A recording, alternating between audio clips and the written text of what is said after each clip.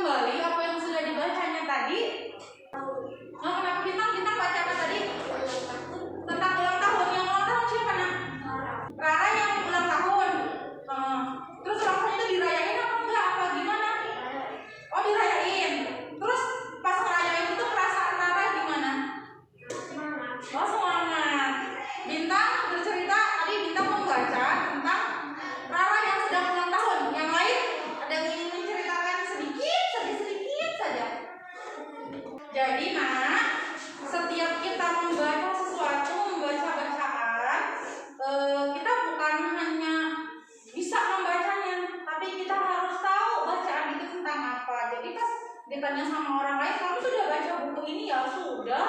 Ceritanya tentang apa? Nah, kalian bisa menceritakan kembali.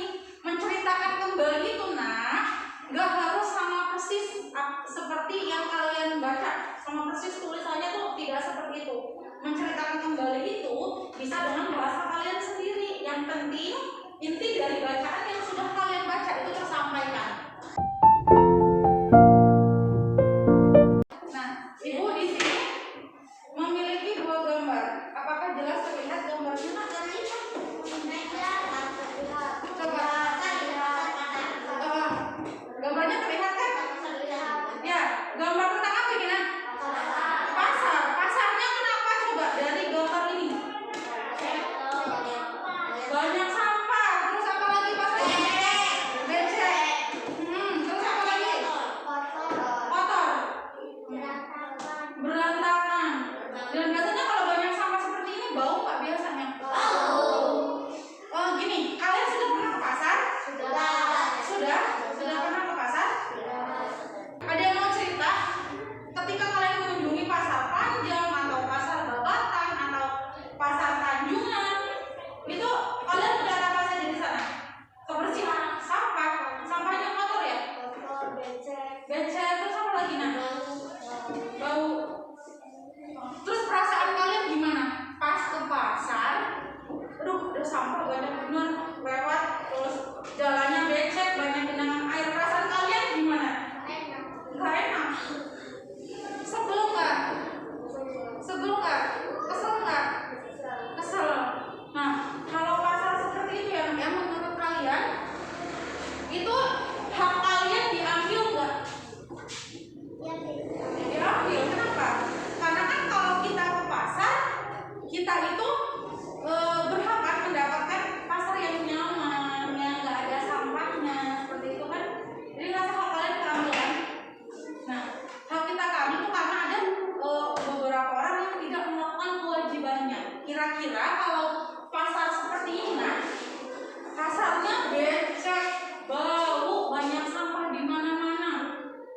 Kira-kira itu kewajiban apa yang tidak dilakukan, Nak?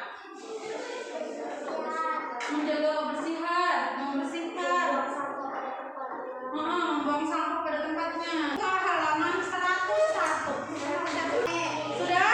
Siapa yang ingin membaca bacaan ini? Desia mau? Desia akan membacakan di buku. Yang lain mendengarkan ya, Nak ya. Jangan ribut sendiri.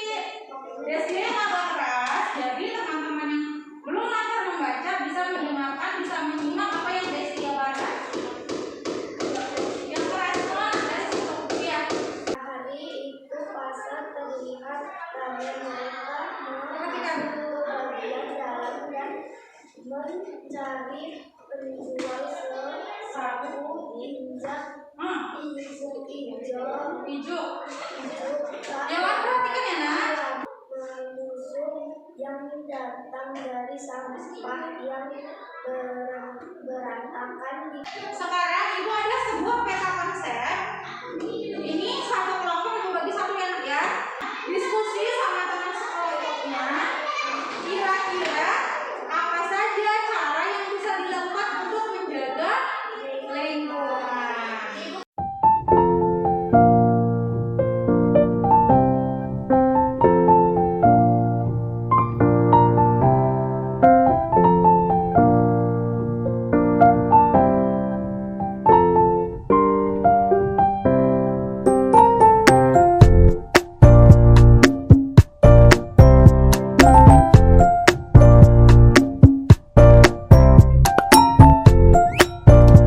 Sudah semua? Sekarang Ibu minta perwakilan satu kelompok untuk maju ke depan untuk membacakan hasil diskusi dari kelompoknya. cara menjaga lingkungan. Apa saja dari kelompok satu cara menjaga lingkungannya? Bergotong royong membersihkan sampah. Selanjutnya, Nak, kita akan belajar membuat karya yang bernama montase, kombinasi beberapa gambar. Jadi gambar yang sudah ada kita gunting, kita tempel lagi, digabungkan dengan gambar lain agar menjadi sebuah gambar baru. Itu namanya montase. Nah, seperti ini, Nak, nih.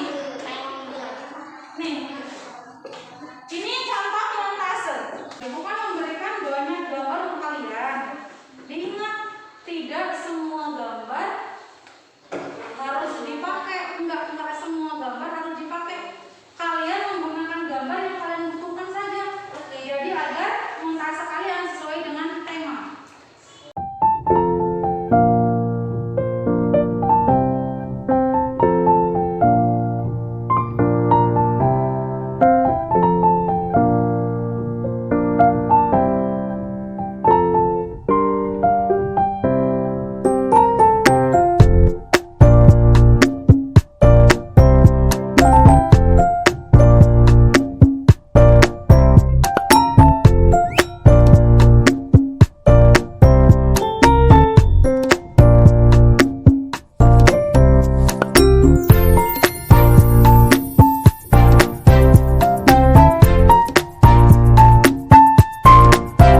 Nah, yang sudah selesai nanti akan maju.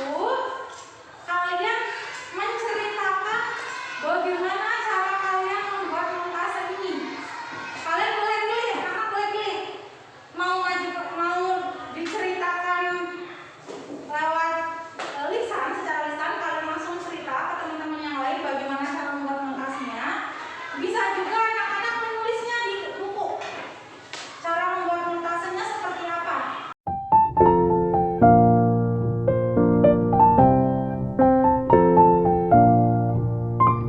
Dinda, ceritakan bagaimana Dinda membuat montase punya Dinda. Pertama-tama akan harus siapin buku kosong, kita lingkungan. Kalau dengan temanya ya. Kita akan latihan tarik nafas dalam. Jadi setelah melakukan ini, Ibu harap pikiran kita jadi lebih tenang. Kita bisa mengerjakan refleksi, bisa dengan pikiran yang lebih jernih, lebih tenang, lebih damai. Kalian hentikan dulu semua kegiatan yang sedang kalian lakukan.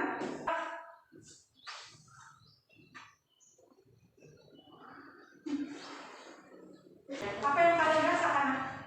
Lega. lega. Terus apa lagi?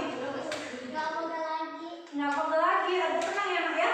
Sekarang bisa mengerjakan ini dengan pikiran yang lebih jernih.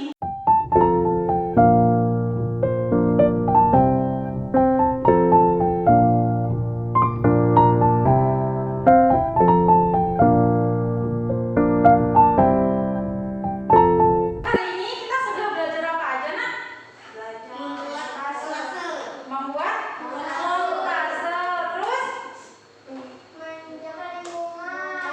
mengemukakan cara menjaga lingkungan. Jadi ada yang ingin ditanyakan nak untuk pelajaran kita hari ini? Sudah cukup? Sudah. Nah sebelum kita pulang coba ingat-ingat lagi. Hari ini siapa saja yang sudah berbuat baik sama kita? Ketika ada orang yang berbuat baik sama kita mengucapkan apa nak? Terima kasih. Terima kasih. Sebelum kita pulang pastikan lingkungan kita bersih semua nak. Pertemuan kita hari ini cukup. Sebelum kita pulang kita berdoa terlebih dahulu ya nak ya. Siapa yang ingin memimpin doa? Tadi Zaki sudah, jadi berarti Ibnu. Teman-teman berdoa mulai.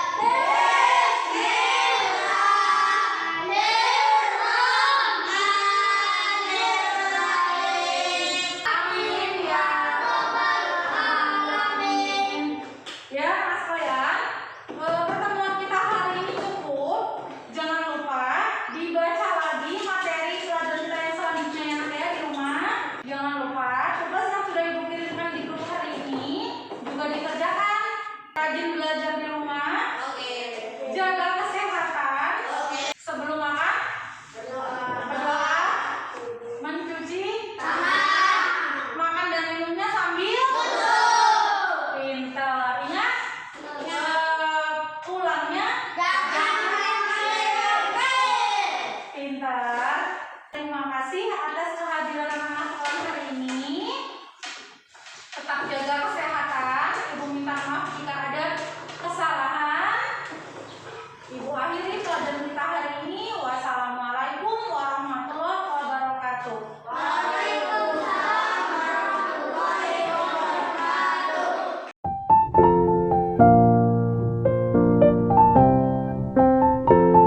Pembelajaran pada modul 2.2 ini sangat menantang untuk saya. Awalnya, saya memang beranggapan bahwa pembelajaran sosial emosional akan sulit diterapkan di sekolah dasar. Saya menganggap bahwa pembelajaran ini terlalu rumit, apalagi untuk anak-anak yang masih SD.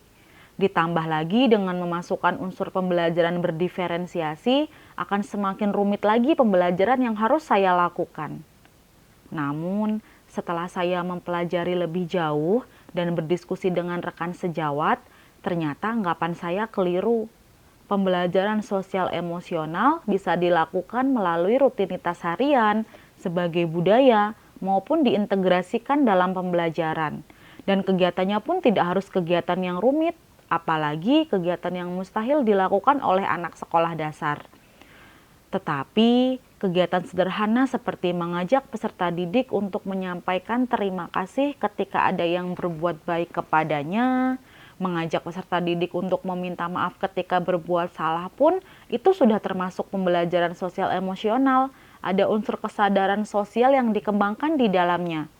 Dan kegiatan ini sudah kita lakukan sehari-hari. Hanya saja kita tidak menyadari telah melakukannya. Dalam pembelajaran yang sudah saya lakukan ini, ada banyak hal yang perlu diperbaiki. Saya harus lebih jeli lagi untuk memetakan kebutuhan, karakteristik, gaya belajar, serta kemampuan peserta didik. Hal ini harus saya lakukan agar bisa memberikan pembelajaran yang lebih baik lagi untuk mereka. Selain itu, saya juga harus konsisten dalam melakukan pembelajaran sosial emosional yang sangat bermanfaat dalam pembentukan karakter peserta didik yang sesuai dengan profil pelajar Pancasila.